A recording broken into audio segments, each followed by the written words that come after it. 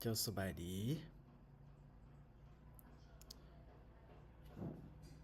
เจ้าสบายดีเนาะเอ่อ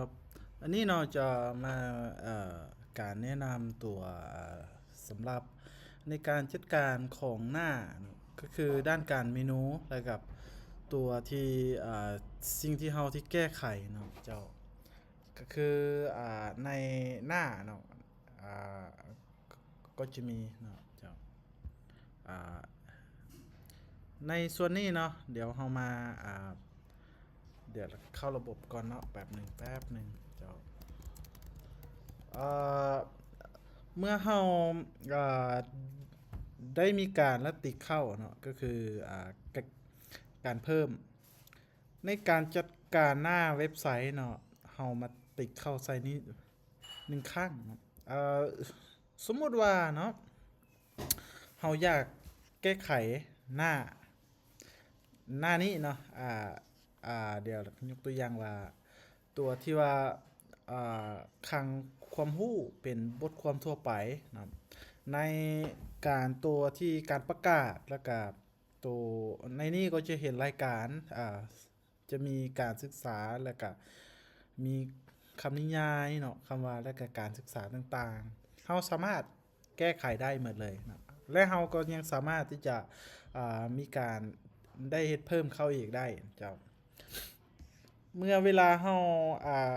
การแก้ไขเนาะในส่วนนี้เนาะเฮากะติกเข้าใส่บอนบ่บ่ที่ประกาศนี้เนาะแล้วเฮาแล้วก็คลิกการแก้ไขก็ได้เนาะนี่เนาะเฮาก็เพิ่มเข้าไปถ้าสมมุติว่าเนาะเฮาอยากเพิ่มตัวอ่าตัวอย่างว่าเฮาอยากเพิ่มอ่าตัวนี้เนาะอยากให้ไปอยู่ในเมนูใดเนาะนี่เนาะก็คือธรรมะกันนิยายเนาะเฮาสิใส่ในเมนูปลายทางนะหลังจากนั้นเราก็กดเข้าไปนะและต่อมาเนาะนั่นก็คือเวลาเฮาได้เขียนหัวข้อเนาะและก็หลังจากนั้นเป็นสถานะนี่ก็จะอยู่ในเป็นเผยแพร่แล้วก็เราก็ได้เขียนตัวที่เนื้อในหลังจากนั้นเนาะเราก็เฮ็ดกฎการบันทึกตัวอย่างเนาะอันนี้คือการทดสอบนะเดี๋ยวเราสิได้เข้ามาเฮ็ดการทดสอบแบบนึงทดสอบหน้าเนาะเอ่อสบายดีเนาะธรรมะเนาะตัวอย่างเฮาอยากเพิ่มเข้าไปเนาะเฮาก็กดบันทึกก่อน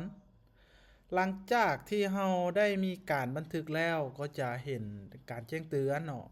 ขึ้นออกมาว่าการบันทึกเมื่อเวลาเฮาได้อ่ารายการที่เฮาได้เพิ่มเข้ามานี้เนาะเฮาก็เลือกบอนประกาศนี่เนาะแล้วเฮาจะเพิ่มเข้าอยู่ในนี้ก็ได้เนาะอ่าตัวอย่างว่าเฮาได้เพิ่มในนี้แล้วเนาะเดี๋ยวเราจะมารีเฟรชบ้านหนึงเนาะอ่าในในซึ่งในส่วนนี้ก็จะเห็นเนาะรายการออกมาเลยนะก็จะเห็นนี่เห็นบอกอ่าถ้าเราอยากที่จะเพิ่มเข้ามาในเมนูเนาะนั่นก็คือตัวอย่างว่าเราเขียนใส่ว่าบอลบททูตเนาะเราก็กดเข้าไปบ้านหนึ่งปึ๊บเนาะตัวนี้เพิ่มเข้าหน้านี่แล้วเนาะหลังจากนั้นเนาะเรามารีเฟรชบ้านหนึ่งเนาะแล้วก็จะเห็นเนาะนี่เนาะทดสอบหน้าเนาะในนี้ก็จะเห็นเลยนะจะถ้าเราอยากมาแก้ไขต่างๆเราก็แก้ไขอยู่นี่เลยเนาะเดี๋ยวตอนนี้เราสิมาปิดก่อนเนาะเฮ็ดเป็นห้างซื่อๆเนาะแล้วเราก็บันทึกไว้นะเราจะบ่เผยแพร่นะโอเคอ่าในด้านนี้เนาะเฮาก็จะอ่าเฮาก็จะเอาออกก่อนแบบหนึ่งเนาะ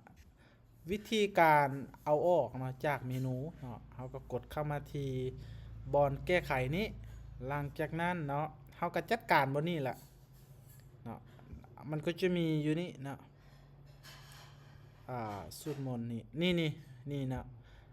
มันก็จะมีการแสดงนี่เขาก็กดลบเข้าไปบาทหนึ่งมันก็จะแจ้งเตือนขึ้นมาบอกว่าลืบเมนูย่อยนี้แทบอเมื่อเขากดตกลงแล้วเนาะ